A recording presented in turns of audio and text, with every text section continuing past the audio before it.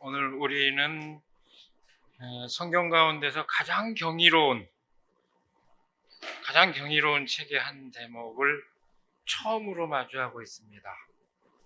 이 교회 강단에서는 물론 제가 말씀을 선포한 이래 한 번도 보지 않았던 본문을 처음으로 마주하고 있습니다. 아가, 아름다운 노래라는 뜻입니다. 그 말로 보면 영어로는 Song of Songs, 노래 가운데 노래, 이런 뜻을 지닌 이 책인데, 이 노래책이 성서의 정경 가운데 들어있다는 것 자체가 경이롭습니다. 얼마나 놀라운 일인지 모릅니다. 도대체 어떻게 남녀 간의 뜨거운 사랑을 노래하는 책이 성경의 한가운데 딱 자리하게 됐을까요? 옛날 고전에서 그 고려의 소교를 뭐라고 그랬습니까? 남녀 상렬지사, 남녀 간의 뜨거운 사랑을 노래하는 거다 했는데 딱 그 책입니다. 근데 이 노래의 내용이 뜨거운 만큼 이를 둘러싼 논란 역시 뜨겁습니다. 특별히 역사적으로 이 성적인 그 사랑을 두려워하거나 혐오하는 에로토포피아라고 이렇게 얘기할 수 있죠. 그런 경향을 아주 강하게 드러내온 유대 기독교 전통. 그 시각에서 볼 때 그 관념에 사로잡힌 사람들을 아주 그렇게 당황하게 만들 만큼 이례적인 책이기 때문입니다. 아마 여러분들도 이 아가의 내용을 알게 되면 당황하지 않을 수 없는 그런 내용입니다. 너무 충격받지 마시기 바랍니다. 저는 성경 내용을 그대로 따라서 그 의미를 집약해서 얘기하고자 할 뿐이니까 여러분 충격받지 마시기 바랍니다. 첫머리에 솔로몬의 가장 아름다운 노래라고 이렇게 표제가 붙어 있지만 솔로몬의 이 저작이라고 볼 수는 없고 그 연대 또한 특정한 연대를 이렇게 한정해서 추정할 수 없습니다. 이 놀라운 노래가 정경에 포함된 그 사연에 대해서는 여러 가지 의견이 분분합니다. 수없이 많이 헤아리고 있는데요. 간략히 줄여서 얘기하면 가장 일반적인 견해가 소위 영해입니다. 알레고리화해서 영적인 해석을 통해서 이해하는 그런 방법입니다. 여러분, 우리가 되게 상식적으로 알다시피 성경은 하나님과 그 백성의 관계, 그리고 그리스도와 교회의 관계를 뭘로 비유합니까? 혼인 관계로 비유하는 자주 등장합니다. 많은 성서에서 그런 비유가 등장합니다.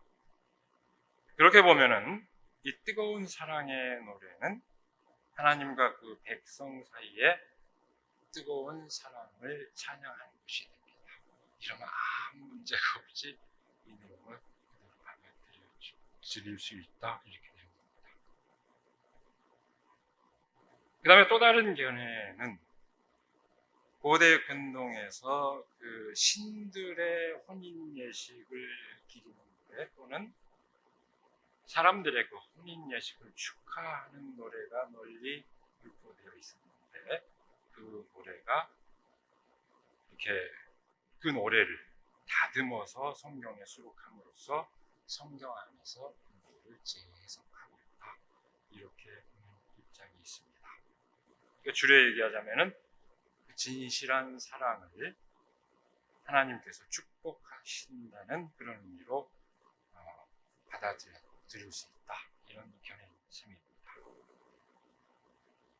특이하게도 주후 6세기 이후부터 유대인들은 이 아가를 유월절에 낭송하는 전통을 가지고 있습니다. 유월절은 우리로 얘기하면 해방절이죠. 재앙이 넘어갔다 해서 유월절인데 그렇게 이 아가서를 낭송하는데 역사적인 그 해방하고는 전혀 상관이 없어 보이는데 그때 이 아가서를 낭송을 합니다.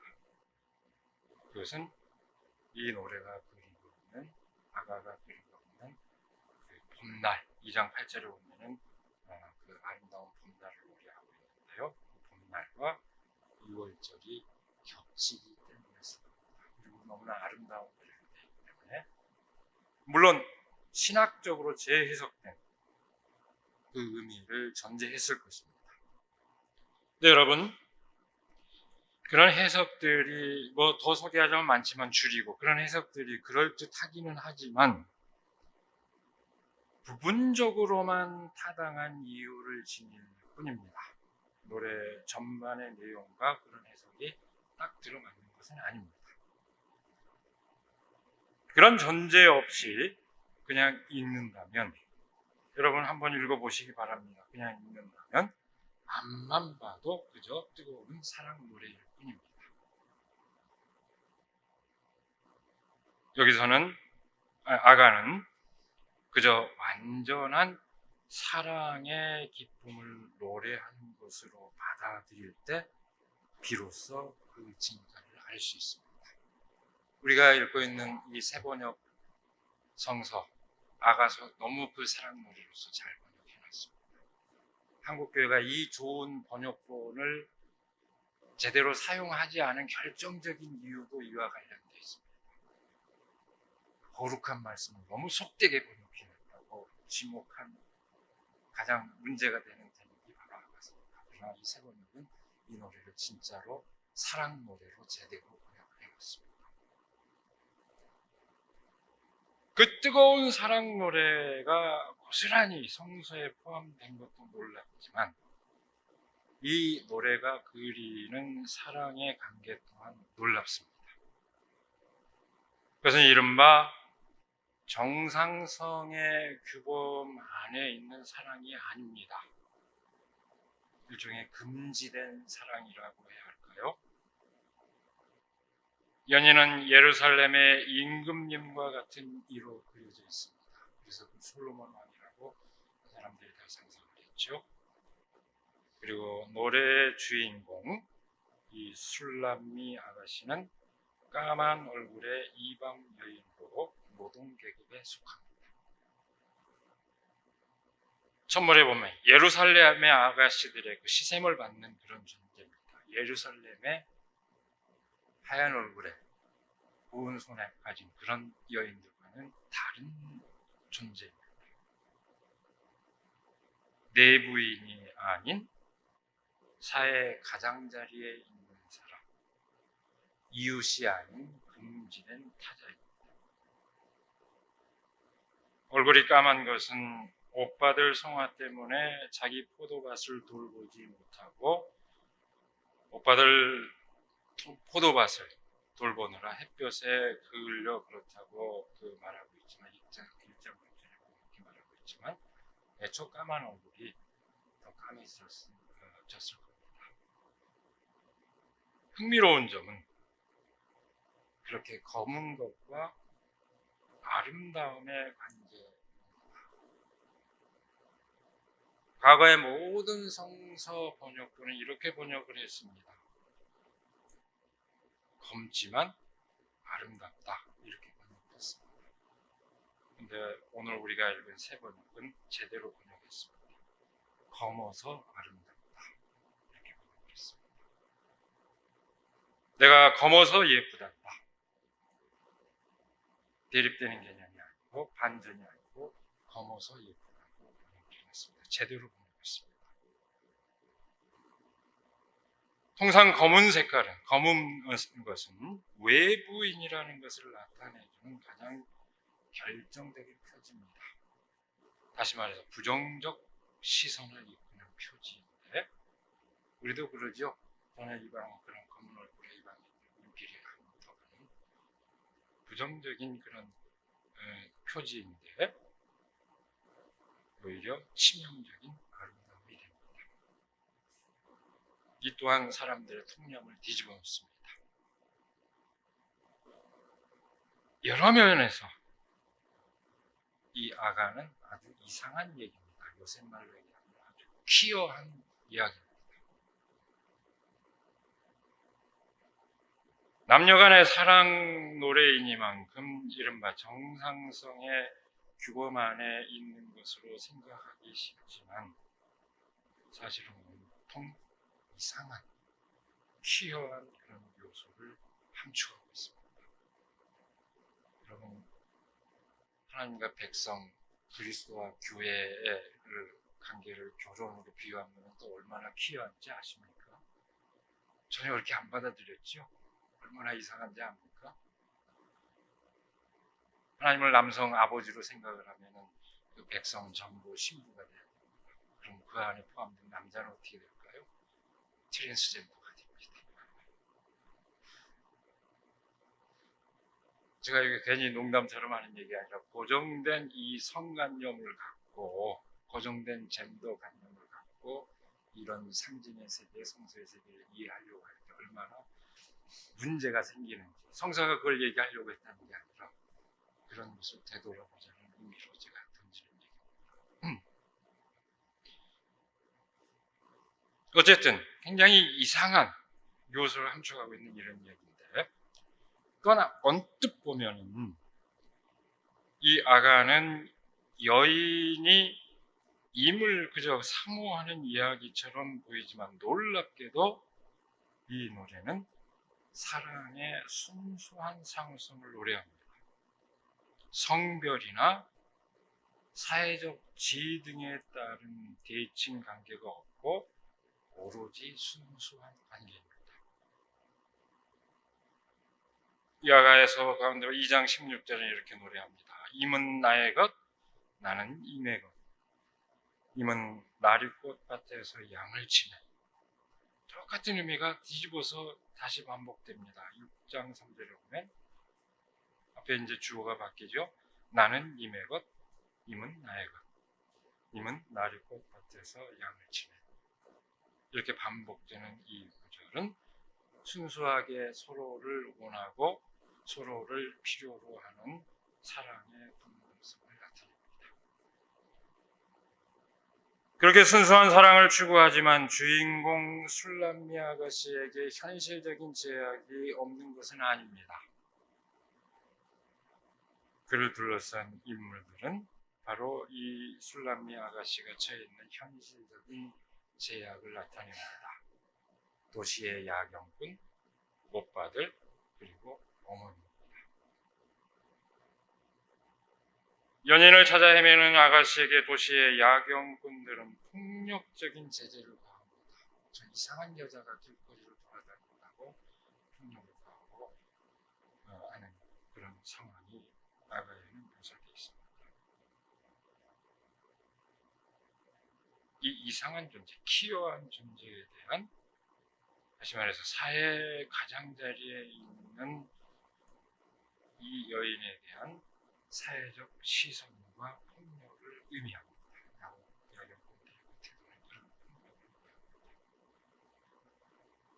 두 번째로 오빠들은 자신들의 포도밭에 여동생을 붙잡아 둡니다. 이 아가씨 또한 자기의 포도밭을 갖고 있는데 자기 농사는 짓지 못하고 오빠들의 밭에 매여 있습니다. 이건 아주 상징적인 이야기입니다만 자신의 욕망이 아니라, 자신의 꿈이 아니라 타인의 욕망, 타인의 꿈에 매인 그 삶의 실상입니다. 여기서 타인의 욕망은 뭘까요? 가족주의의 규범입니다. 사랑과 결혼이 가족사로 여겨지는 현실입니다. 사람과 사람의 사랑 관계가 아닌 가족사. 생산과 관련된, 먹을 것을 생산하는 것뿐만 아니라 자식을 생산하는 일, 그런 것으로 제한된 그 가족주의 이데올로기를 함축합니다. 세 번째, 어머니 또한 다른 한편으로 가족주의의 규범을 나타냅니다. 술람미 아가씨는 연인을 어머니 집으로 드리고자 하는 간절한 소망을 갖고 있습니다. 오늘 우리가 읽은 본문 말씀 바로 앞에 나온 내용입니다. 이렇게 간절한 소망을 한다는 것은 그것이 현실적으로 허용되지 않는 그 상황을 나타냅니다. 흔히 하는 얘기 있죠. 내 지붕 아래서는 절대로 안 돼. 내 눈에 흙이 들어가기 때문에 절대로 안 돼. 부모들의 입장입니다. 그 통념을 뒷받침하는 현실입니다. 가족주의와 연계되는 정숙한 순결주의, 어머니 입장에서는 그것을 딸에게 요구하고 기대하고 있는 그런 상황입니다. 그러나 술람미 아가씨는 끝내 자신이 태어난 어머니의 방에서 연인과 사랑을 나누고자 하는 그 열망을 포기하지 않습니다. 현실적인 난관을 축복의 조건으로 바꾸고자 하는 열망입니다. 오늘 본문 말씀은 바로 그 열망의 절정이요, 따라서 아가의 절정에 해당합니다. 도장 새기듯 임의 마음에 나를 새기세요. 도장 새기듯 임의 팔에 나를 새기세요. 사랑은 죽음처럼 강한 것, 사랑의 시샘은 저승처럼 잔혹한 것, 사랑은 타오르는 불길, 아무도 못 끄는 거센 불길입니다. 바닷물도 그 사랑의 불길 끄지 못하고 강물도 그 불길 잡지 못합니다. 남자가 자기 집 재산을 다 바친다고 사랑을 얻을 수 있을까요? 오히려 웃음거리만 되고 말겠지요. 그렇게 돼 있습니다. 도장 새기듯 나를 새겨달라는 말은 자신을 대신하는 표지로 도장을, 우리가 지난주에 도장을 많이 찍었는데 이 예금동에서는 그 도장 그때 역시 중요했습니다. 이 목에 걸고 다닙니다. 목에 걸고 다니면 가슴 쪽에 딱 붙죠. 또는 팔찌, 팔을 이렇게 영화에서 가끔 봐서 아니면 반지 이렇게 걸고 다니는 그 상황을 유념하고 있습니다. 그 관습을 유념하고 있습니다. 뭐 더 긴 설명하지 않아도 그 절절한 의미를 알 수 있습니다. 옛날에 그 파리의 여인인가요? 명대사가 있죠. 너 안에 나 있어. 이 말을 하면 오글거리나요?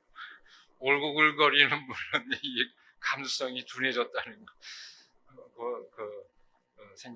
자성하시기 바랍니다. 그런 표현입니다. 지금 이 표현. 사랑은 죽음처럼 강하고 사랑의 시샘은 저승처럼 잔혹하다는 말은 사랑의 놀라운 힘과 그 이대함을 아주 극한적으로 표현하고 있습니다. 여기에도 물론 고대의 관념이 되어 있습니다. 가나안에 주신 바알이 지하의 그 저승의 신에게 붙잡혀 죽음에 이릅니다. 그러면은 그때가 건깁니다. 네? 그 부인이 저승에서 그 주신을 찾아내면은 다시 결합하고 그때 우기가 시작됩니다. 이게 가나안인들의 관념인데 이 이야기는 그대로 그리스 로마 신화에 변형이 됩니다. 올페우스와 에우리디체 얘기로 그대로 변형이 됩니다. 신화가 먼저인 게 아니고 사실은 이 이야기는 당연히 거꾸로 사람의 삶의 실제가 먼저입니다. 사랑의 힘이 그만큼 놀랍다는 것이 그렇게 신화적인 이야기로 표현되는 것이고, 죽음도 갈라놓을 수 없고 저승에 붙잡힌 상태마저도 뛰어넘는 사랑의 힘을 노래하는 것입니다. 사랑은 타오르는 불길, 아무도 끄지 못하는 거센 불길로, 여러분 어디 뭐 노래가 연상이 되죠? 어떤 노래가? 강물로도 바닷물로도 끄지 못합니다. 어떤 사람이 자기 재산을 다 바쳐도 얻을 수 있는 것이 아닙니다. 만약 그렇게 할 수 있다고 생각하면 그것은 웃음거리에 지나지 않는다. 오늘 말씀은 그렇게 노래하고 있습니다. 아가는 순수한 사랑의 그 숭고함을 그렇게 노래합니다. 사람들이 꿈꾸는 가장 완벽한 사랑에 대한 찬가입니다. 아가는 고대 우리 그리스도인들이 갖고 있는 관념처럼 에로스보다 이대한 아가페를 노래하는 것이 아닙니다. 그 어떤 것과 또 비교하는 것을 떠나서 그것과 상관없이 에로스 그 자체의 숭고함을 노래하고 있습니다. 그 어떤 것을 구실 삼아서 결합하는 인간관계와 달리 여러분, 사람들의 결합이 얼마나 많은 구실을 통해서 결합합니까? 이래서 좋고 저래서 좋고 어떤 조건이 딱 맞고 어떤 조건이 안 맞고 다 헤아려서 사람이 결합합니다. 그런 거 일체 거부하고 그렇게 결합하는 것과 달리 오로지 전적으로 사람이 사람을 사랑하고 하나 되는 일이 얼마나 무기한 것인지를 아가는 노래하고 있습니다. 내가 타인을 전적으로 받아들이고 또한 동시에 그 상대가 나를 전적으로 받아들이는 사랑의 숭고함입니다. 그것이 아가서의 내용입니다. 대본에 그러죠. 꿈 같은 얘기 하지 마세요. 그런 사랑이 어디 있습니까? 대본에 튀어나오는 얘기일 겁니다. 그렇죠. 꼭 우리 시대만이 아니라 늘 사람들은 진실한 그런 사랑이 없는 것을 오래전부터 개탄해 왔습니다. 유명한 그 세익스피어의 그 아테네 타이몬이라는 그 희곡의 한 대목을 보면 이런 게 있습니다. 칼 마르크스도 그대로 인용을 한 어디에선가 인용을 했는데요. 돈은 문둥병을 사랑스러워 보이게 하고 도둑을 영광스러운 자리에 앉힌다네. 늙어 빠진 과부에게 청혼자를 데려오고 과부가 오래 청춘으로 돌아가 청혼자에게 가게 한다네. 눈에 보이는 신, 오 마음의 시험자, 너의 노예가 인간들이 성내고 있으면 알라. 이 짐승이 이 세상의 지배자가 되고 돈에 대한 예찬이죠. 모든 인간관계가 돈에 매여 있는 현실을 풍자한 것입니다. 사랑마저 상품이 된 그 현실, 그것을 그렇게 풍자했습니다. 혹시 여러분 보셨는지 모르겠지만 해롤드와 무드 영화가 있습니다. 우리에게는 유명한 연극 배우 박정자 씨가 연극으로 더 잘 알려졌지만 이 해롤과 모드는 인격적인 교감과 진정한 의사소통이 없는 껍데기뿐인 사랑, 다시 말해서 사랑이 아닌 사랑과 진실한 사랑을 극적으로 대비하고 있습니다. 젊은 주인공, 젊다기보다도 아예 소년이죠. 주인공 해롤드는 자신에게 관심을 기울여주고 또 신뢰할 만한 사람을 열렬히 찾습니다. 백만장자인 어머니와 함께 사는 그는 그가 일상적으로 부딪히는 현실은 그런 갈망과는 전혀 상반됩니다. 기괴한 사치, 물질에 대한 끊임없는 추구, 끊이지 않는 자기 자랑, 서로 아무 할 말도 없고 사실은 증오하는 사람들과의 사교, 이런 것들이 진실한 인간관계를 대신합니다. 그게 일상적으로 경험하는 현실입니다. 근데 어머니와 친구들은 이놈을 남자로 만들기 위해서 애를 쓰죠. 친구로 나오는 장군과 목사님께서는 끊임없이 젊고 매력적인 여자를 소개해주고 남자를 만들고 갑니다. 그때마다 해롤드는 항상 자기 자신으로 숨어들어 버리고 어른들의 그런 기대와 그릇된 욕망으로부터 공포를 느낍니다. 그리고 도망칩니다. 그는 사랑 아닌 것을 사랑이라고 착각하는 어머니와 기성세대의 속물주의 물신주의의 세계를 넘어서는 어떤 것을 추구합니다. 그가 드디어 사랑을 알게 됩니다. 그러나 그것은 어머니와 친구들에게는 말도 되지 않는 것이었습니다. 80을 넘긴 아주 늙은 할머니와 사랑을 맺은 것입니다. 그 다음 결말은 어떻게 되는지 제가 스포일러 얘기 안 하겠습니다. 표준화되고 규격화된 상품의 거래 관계로 전락해버린 인간 관계와 또는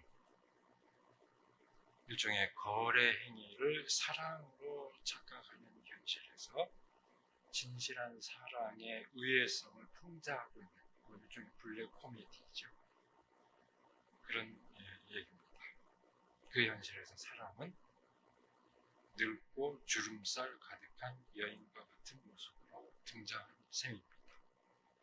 사랑은 그렇게 낯선 것이 되고 말았습니다. 오늘 우리가 사는 세상의 현실에서 사랑은 그렇게 쇠락하고 말았다는 것을 풍자한 것입니다. 넘쳐나는 물질적인 풍요로움 가운데서 아주 옹색하게 자리한 사랑 이야기를 이용하는 그렇게 그리고 있습니다. 죽음처럼 강렬한 사랑, 그 실체를 어떻게 몇 마디 언어로 표현할 수 있을까요? 세상에 수없이 많은 아름다운 사랑 얘기들이 있습니다. 그런 얘기를 다 들려준다 해도 아마 충분하지는 않을 것입니다. 꿈 같은 이야기이지만 중요한 것은 아주 꿈 같은 얘기지만 그 위대한 사랑 이야기를 빼놓고서는 인간 삶에 대한 깊은 통찰에 이를 수 없다는 바로 그 지혜가 아가를 성서 한복판에 자리하게 한 진짜 이유. 나의 전 존재를 상대에게 드러내고 동시에 상대를 그렇게 받아들이며 그러게 나의 전 존재를 한순간에 허무하게도 만들고 또한 동시에 한순간에 충만하게도 하는 사랑의 힘, 그것을 빼놓고는 인간 삶을 얘기할 수 없습니다. 다른 모든 신학적인 이유가 중요한 게 아니고 바로 그 진실 때문에 고대의 놀라운 그 지혜를 가진 이 형님들은 이 책을 성서 안에 포함시킨 것입니다.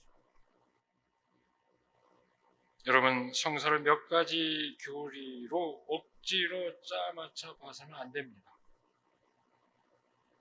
얼마나 성서의 세계를 좁혀버리는지요. 거기서 사랑의 복음이 혐오와 정죄의 도구마로 전도돼 버리는 그런 현상이 벌어집니다. 오늘 우리는 특별히 종교개혁주의를 맞이했습니다. 이 종교개혁주의를 맞이하고 있는데 그 정신이 뭡니까? 루터가 성서를 새롭게 해석함으로써 교회와 사회에 대해서 새로운 기운을 불러일으킨 그 정신을 기억하는 것입니다. 우리가 성서와 전통에 대해서 새로운 안목으로 접근하지 않는다면 그 종교 개혁주의를 기리는 것도 아주 아무런 의미 없습니다.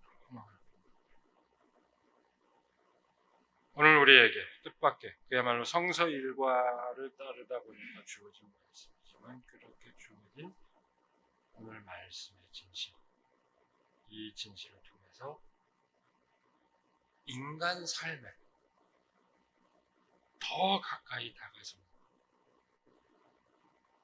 그럼으로써 오히려 하나님을 아는, 하나님의 마음을 아는 우리가 되기를 지금 간절히 기원합니다. 기도하겠습니다.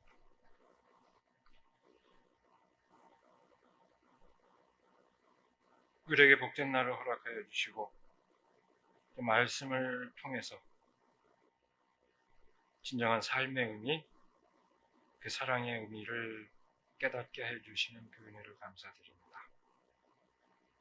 우리가 살아가는 이유, 우리의 삶의 의미가 무엇인지 다시금 새기게 하여 주시고, 하나님께서 허락하신 그 놀라운 사랑의 진실을 우리가 구현할 수 있도록 하나님 저희를 인도하여 주시옵소서.